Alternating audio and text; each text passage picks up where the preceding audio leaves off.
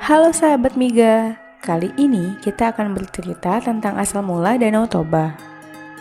Di sebuah lembah di Sumatera Utara, hiduplah seorang petani bernama Toba. Ia seorang petani yang sangat rajin.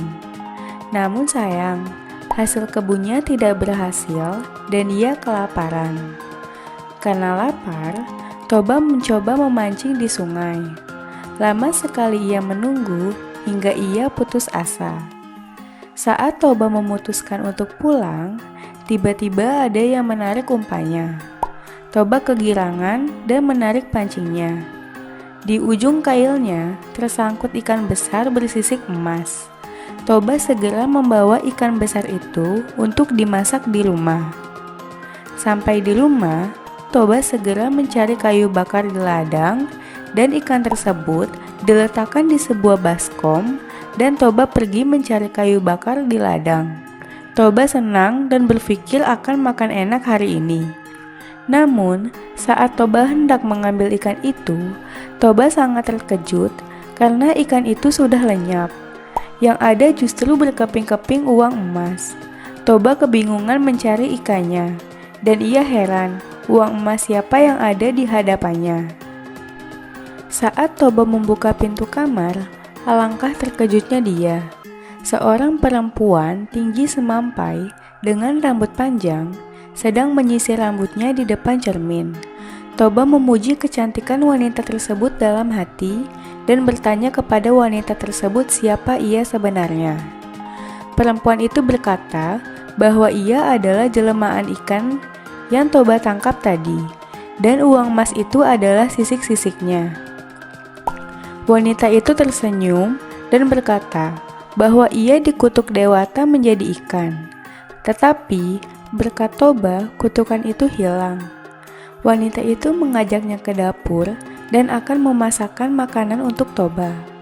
Toba hanya menurut saat perempuan itu mengajaknya ke dapur. Dengan cekatan, perempuan itu segera menyiapkan makanan. Toba berkata dalam hati, andai saja wanita itu menjadi istrinya. Namun ternyata, wanita itu dapat membaca keinginan hati Toba. Lalu wanita itu menjawab bahwa ia ingin menjadi istri Toba. Tetapi, ia memiliki satu syarat, yaitu jika mereka menikah, jangan pernah mengungkit asal mula wanita itu sebagai seekor ikan. Toba menyanggupinya. Baginya, itu syarat yang mudah. Toba dan perempuan itu akhirnya menikah. Toba semakin bekerja keras di ladang untuk mencukupi kebutuhan mereka sehari-hari. Lalu, istrinya mengandung. Toba sangat bahagia. Ia tidak sabar menunggu kelahiran anaknya. Tidak lama kemudian, seorang bayi laki-laki lahir. Toba memberi nama Samosir. Samosir tumbuh menjadi anak yang sangat nakal dan pemalas. Kerjanya hanya main-main dan keluyuran. Jika Toba bekerja di ladang, Samosir tidak pernah mau mengantarkan makanan yang sudah dimasak istrinya. Akhirnya, istrinya sendiri yang mengantarkan makanan itu kepada Toba. Suatu hari, istri Toba membujuk Samosir untuk mau mengantarkan makanan ke ladang untuk Toba. Awalnya, Samosir tidak mau, namun ibunya terus membujuknya dan akhirnya Samosir mau. Di tengah jalan, Samosir malah bermain bersama teman-temannya. Kemudian selesai main, Samosir merasa lapar. Ia pun memakan makanan yang seharusnya untuk ayahnya dan hanya menyisakan sedikit untuk ayahnya. Di ladang, Toba tidak sabar menunggu makanannya yang tak kunjung datang. Ia sudah sangat lapar.